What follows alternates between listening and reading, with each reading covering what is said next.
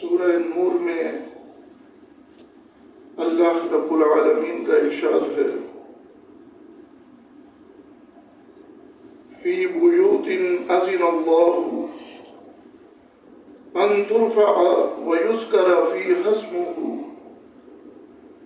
یسبح له فیہا بالغدو والآصال رجال لا تلحیہم تجارۃ ولا بیع عن ذکر اللہ وإقام الصلاة وإيتاء الزكاة يخافون يوما تتقلب فيه القلوب والأبصار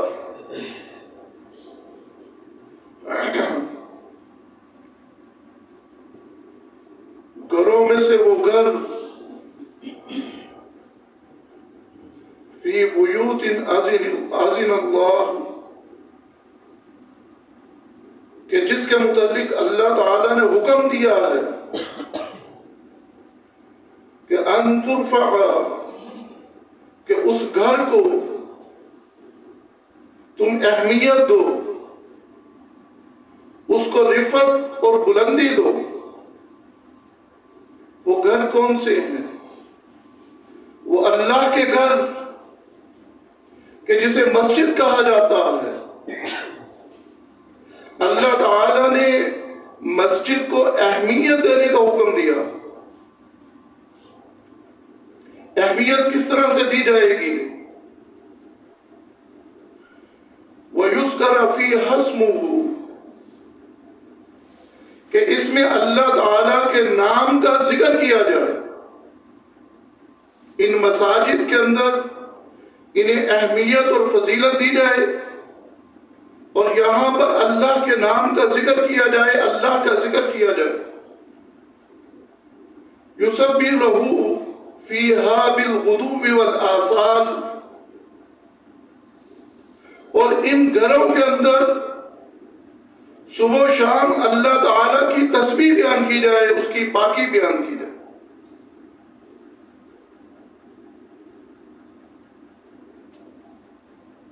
گھروں میں سے وہ گھر کہ جسے آج ہم نے نظر انداز کیا ہوا، اپنے گھر کو تم اہمیت دیتے ہیں، اس کا خیال رکھتے ہیں، وہاں پر جو ضرورت کی چیزیں ہوتی ہیں اسے مہیا کرتے ہیں،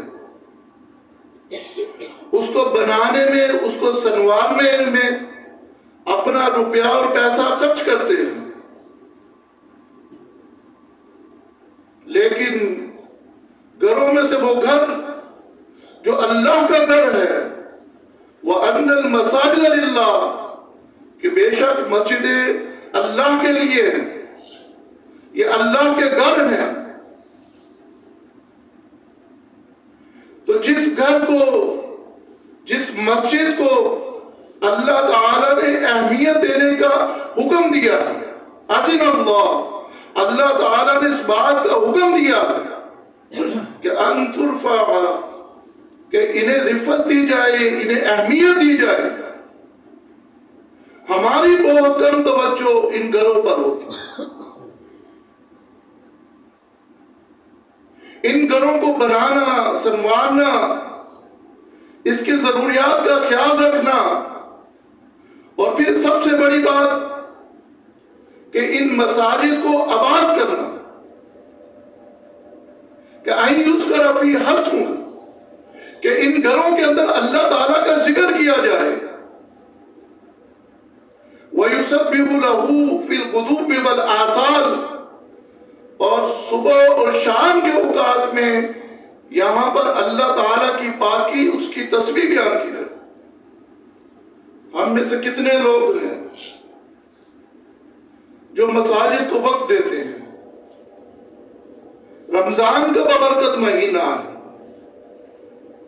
اللہ تعالیٰ نے اپنی رحمتوں کے دروازوں کو کھول دیا، اللہ تعالیٰ نے جنت کے دروازوں کو کھول دیا، جہنم کے دروازوں کو بند کر دیا، سرکش شیاطین کو جکڑ دیا۔ لیکن اس کے باوجود ہماری روٹین وہی ہے، کہ اللہ تعالیٰ نے اپنے بندوں کو بخشنے کے لیے، جہنم سے نجات دینے کے لیے کتنے انتظامات کیے ہیں،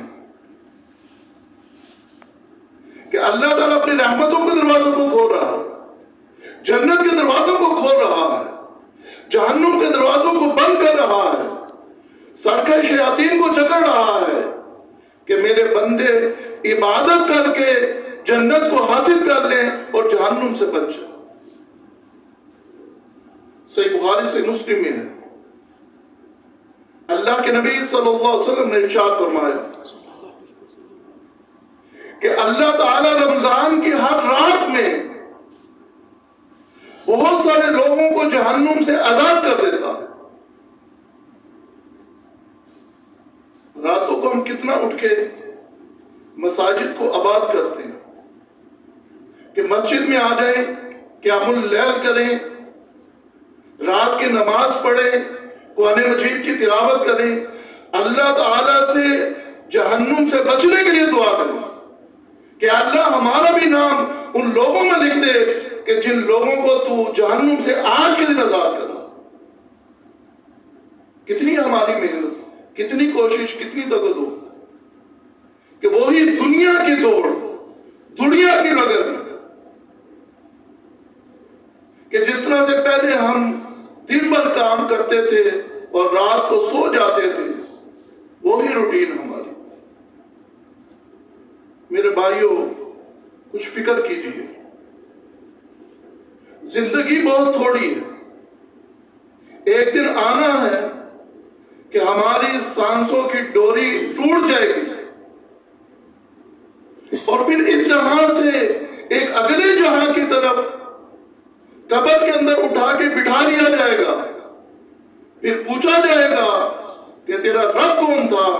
کیا تو نے اپنے رب کو مانا، اس کی بات کو مانا؟ تیرا نبی کون تھا؟ کیا تو نے اس کی پیروی کی؟ اگر پیروی کی ہوگی، اگر رب کی مانی ہوگی تو پھر اس کا جواب دیا جائے گا، پھر جواب زبان پر آئے گا، ورنہ خالی یاد کرنے سے جواب نہیں دیا جائے گا۔ تیرا دین کون سا تھا؟ اگر دین پر عمل کیا ہوگا، یہ دنیا دین پر عمل کر کے گزاری ہوگی تو پھر جواب دیا جا سکتا ہے، ورنہ پچھتانا پڑے گا۔ میرے بھائیوں، یہ رمضان کے مہینے کا مقصد لعلکم تتقون، تاکہ تم متقی بن جاؤ، پرہیزگار بن جاؤ، اس کا مقصد ہی ہے۔ ہم تقوی اور پرہیزگاری کے لیے کتنا عمل کر رہے ہیں؟ اس کے لیے عمل چاہیے، عملی طور پر نظر آنا چاہیے کہ ہم مساجد کو ان رمضان کے مہینے میں، اس رمضان کے دنوں میں کتنا آباد کر رہے ہیں، اس کے اندر کتنا وقت دے رہے ہیں، اور اپنے گھروں کو وہاں پر کتنا وقت دے رہے ہیں۔ صحابہ کرام وہ بھی ہماری طرح کے لوگ تھے، ان کے بھی دو ہاتھ، دو پاؤں، دو آنکھیں، کان، ان کے بھی بیوی بچے، ان کا بھی کاروبار، ان کی بھی تجارت، سب کچھ تھا۔ اور اللہ تعالیٰ نے ان کے متعلق کیا فرمایا اس سے اگلی آیت کے اندر کہ رجال لا تلہیہم تجارت ولا بیع عن ذکر اللہ، کہ یہ تو وہ لوگ ہیں کہ جن کی تجارت اور جن کی خرید و فروخت انہیں اللہ کے ذکر سے غافل نہیں کرتی۔ وہ جہاں پر دنیاوی طور پر دنیا کما رہے ہیں وہاں پر وقت دیتے ہیں، تو جب اللہ کے گھر سے صدا آتی ہے کہ حی علی الصلاۃ، حی علی الفلاح، تو وہ مسجد کی طرف دوڑے آتے ہیں۔ ان کی یہ تجارت، ان کی یہ خرید و فروخت، ان کا کاروبار، ان کی ملازمت انہیں اللہ کے ذکر سے نہیں روکتی۔ صرف اللہ کا ذکر ہی نہیں، وَإِقَامِ الصَّلَاةِ، یہ لوگ صلاۃ کو قائم کرتے ہیں، وَإِيتَاءِ الزَّکَاۃ، اور زکات کے دینے سے بھی دنیاوی معاملات انہیں نہیں روکتے کہ وہ بھی کاروبار کر رہے ہیں، تجارت کر رہے ہیں، لیکن اللہ تعالیٰ نے کیا فرمایا کہ ان کی تجارت اور خرید و فروخت انہیں اللہ کے ذکر سے نہیں روکتی، انہیں صلاۃ قائم کرنے سے نہیں روکتی، اور نہ انہیں زکات سے روکتی۔ وہ مال کماتے ہیں اور پھر زکات بھی ادا کرتے ہیں۔ کیوں؟ کہ یہ دو ایسی چیزیں ہیں، صلاۃ قائم کرنا اور زکات دینا، اگر ان میں سے ایک چیز بھی چھوڑ دی جائے تو بندہ اسلام سے نکل جاتا۔ وَإِنْ أَقَامُوا الصَّلَاةَ وَآتُوا الزَّكَاةَ فَإِخْوَانُكُمْ فِي الدِّينِ۔ اگر یہ لوگ توبہ کریں، پھر صلاۃ قائم کریں اور زکات دیں تو پھر یہ تمہارے دینی بھائی۔ اگر یہ صلاۃ کو چھوڑ دیں، زکات دیں، دینی بھائی، صلاۃ پڑھیں، زکات کو چھوڑ دیں تو پھر بھی تمہارے دینی بھائی نہیں۔ دونوں چیزیں لازمی ہیں کہ فَإِن تَابُوا وَأَقَامُوا الصَّلَاةَ وَآتُوا الزَّكَاةَ فَإِخْوَانُكُمْ فِي الدِّينِ۔ اور دوسری جگہ پر اللہ تعالیٰ نے ارشاد فرمایا کہ اگر یہ توبہ کریں،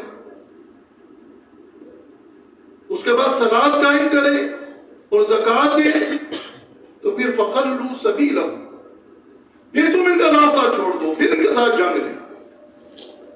لیکن اگر ایک چیز بھی یہ چھوڑ دیں تو پھر ان کے ساتھ بھی جنگ بھی کی جا سکتی۔ أقول قولي هذا وأستغفر الله لي ولكم۔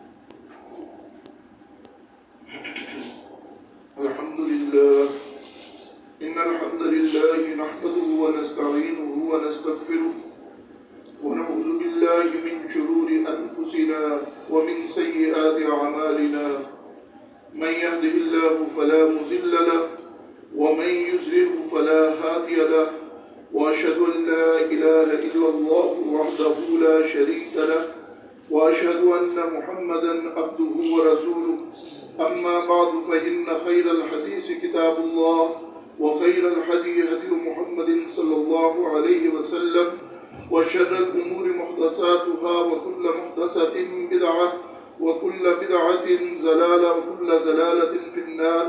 اللهم صل على محمد وعلى آل محمد كما صليت على إبراهيم وعلى آل إبراهيم إنك حميد مجيد۔ اللهم بارك على محمد وعلى آل محمد كما باركت على إبراهيم وعلى آل إبراهيم إنك حميد مجيد۔ بات چل رہی تھی مساجد کو آباد کرنا۔ اللہ تعالیٰ نے سورۃ توبہ میں ارشاد فرمایا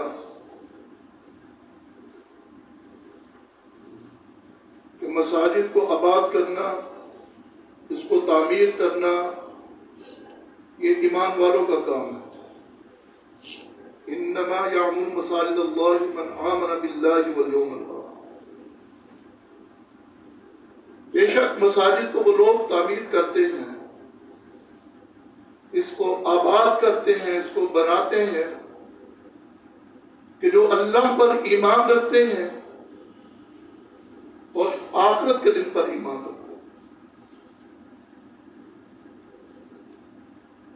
مساجد کا بنانا اور پھر اس کو آباد کرنا، اللہ تعالی نے ہر شخص کو اس کا حکم دیا۔ صلی اللہ علیہ وسلم نے ارشاد فرمایا،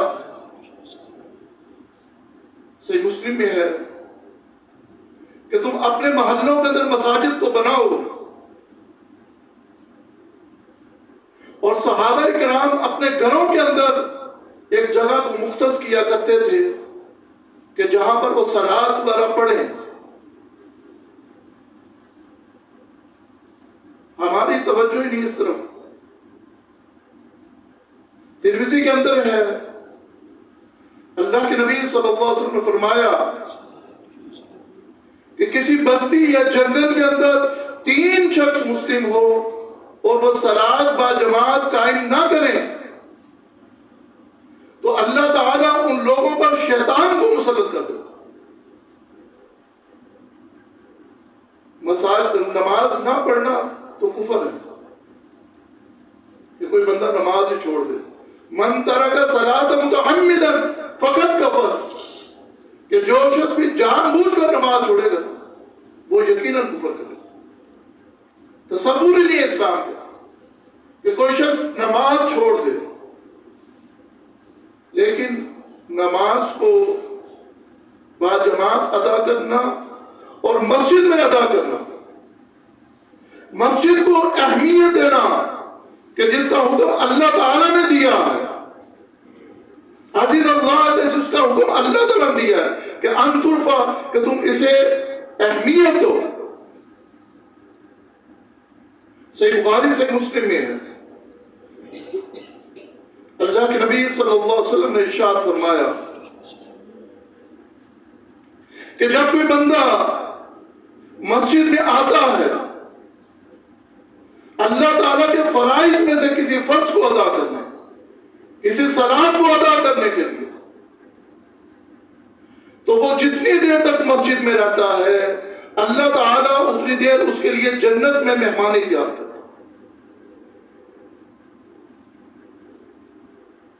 ہم نہیں چاہتے کہ اللہ تعالیٰ ہماری مہمان نوازی جنت میں کرے، لیکن یہ کب ملے گی؟ کہ جب ہم اللہ تعالیٰ کے گھروں کو آباد کریں، اسے وہ اہمیت دیں گے جس کا حکم اللہ تعالیٰ نے دیا۔ اللہ کے نبی صلی اللہ علیہ وسلم نے ارشاد فرمایا، صحیح بخاری سے مسلم میں، کہ کیا میں تمہیں وہ عمل نہ بتاؤں کہ جس کے کرنے سے انسان کے گناہ معاف ہوتے ہیں اور اس کے درجات بلند ہوتے ہیں۔ صحابہ کرام نے کہا، وہ تو اس بات کے منتظر رہتے تھے، ہماری طرح نہیں ہوتے تھے کہ سن لیا اور بس پھر اپنی روٹین۔ صحابہ کرام نے کہا کہ اللہ کے نبی صلی اللہ علیہ وسلم ضرور بتائیں۔ تو اللہ کے نبی صلی اللہ علیہ وسلم نے ارشاد فرمایا کہ جو شخص جتنی دور سے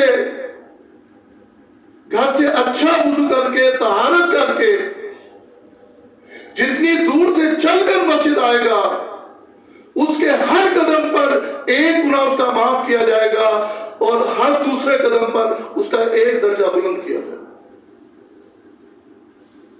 اور صحابہ کرام عمل کس طرح کیا کرتے تھے؟ ابی بن کعب رضی اللہ تعالیٰ عنہ وہ کہتے ہیں، صحیح بخاری سے مسلم میں، کہ ہم میں سے ایک شخص جو انصاری تھا اس کا گھر ہم میں سے سب سے مسجد سے دور تھا، اور وہ شخص پیدل وہاں سے چل کر مسجد آتا اور اس کی کوئی بھی نماز جماعت سے نہیں رہتی۔ لوگوں نے اسے کہا کہ اللہ کے بندے آپ اپنے لیے کوئی گدھا وغیرہ خرید لے کہ جس پر تم گرمی میں سردی میں بیٹھ کر آ سکو، تمہارے لیے آسانی ہو جائے۔ تو اس انصاری شخص نے کیا کہا؟ اس نے کہا کہ میں چاہتا ہوں کہ جتنے قدم میں چل کر مسجد کی طرف آتا ہوں یہ میرے قدم لکھے جائیں اور اس پر اجر دیا جائے۔ اللہ کے نبی صلی اللہ علیہ وسلم تک یہ بات پہنچی تو آپ صلی اللہ علیہ وسلم نے فرمایا کہ یقیناً تمہارے قدم لکھے جائیں گے اور اس پر تمہیں اجر دیا جائے گا۔ بہت ساری احادیث مسجد کی اہمیت، نماز با جماعت ادا کرنے کے متعلق ہیں، لیکن وقت کی کمی کی وجہ سے ساری بیان نہیں کی جا سکتی۔ تو اللہ تعالیٰ نے اس بات کا ہمیں حکم دیا ہے کہ فی بیوت اذن اللہ، کہ اللہ تعالیٰ کے گھروں میں سے وہ اللہ کا گھر کہ جس کا حکم اللہ تعالیٰ نے دیا ہے کہ ان ترفع، کہ ان گھروں کو، ان مساجد کو اہمیت دی جائے، وَيُذْكَرَ فِي حَسْمُهُ، اور ان گھروں کے اندر اللہ کے نام کا ذکر کیا جائے، يُسَبِّحُ لَهُ فِيهَا بِالْغُدُوِّ وَالْآصَالِ، ان گھروں کے اندر صبح و شام اللہ تعالیٰ کی تسبیح بیان کی جائے۔ اور صحابہ کرام یہ وہ لوگ ہیں کہ رجال اللہ تلہیہم تجارت ولا بیع عن ذکر اللہ، کہ یہ وہ لوگ ہیں کہ جن کی تجارت اور خرید و فروخت انہیں اللہ کے ذکر سے نہیں غافل کرتی۔ وَإِقَامِ الصَّلَاةِ وَإِيتَاءِ الزَّكَاةِ، اور صلاۃ کے قائم کرنے سے اور زکوٰۃ دینے سے بھی ان کی تجارت اور خرید و فروخت انہیں غافل نہیں کرتی۔ اس کی وجہ کیا ہے کہ یخافون یوماً تتقلب فیہ القلوب والابصار، کہ یہ اس دن کے آنے سے ڈرتے ہیں کہ جس دن لوگوں کے دل اور ان کی آنکھیں پھیر دی جائیں گی، ایسا سخت دن ہوگا۔ تو میرے بھائیو، رمضان کا یہ بابرکت مہینہ آیا ہے، اس میں ہم کم از کم مساجد کو اہمیت دیں، کچھ وقت اپنے دن میں سے، اپنے کاروبار سے یا اپنے گھر سے نکال کر ان مساجد کو وقت دیں، انہیں آباد کریں، ان میں اللہ کا ذکر کریں، اس کی تسبیح بیان کریں۔ اللہ تعالیٰ مجھے اور آپ کو عمل کی توفیق عطا فرمائے۔ اقول قولی ھذا استغفر اللہ لی ولکم۔ اللہ اکبر، اللہ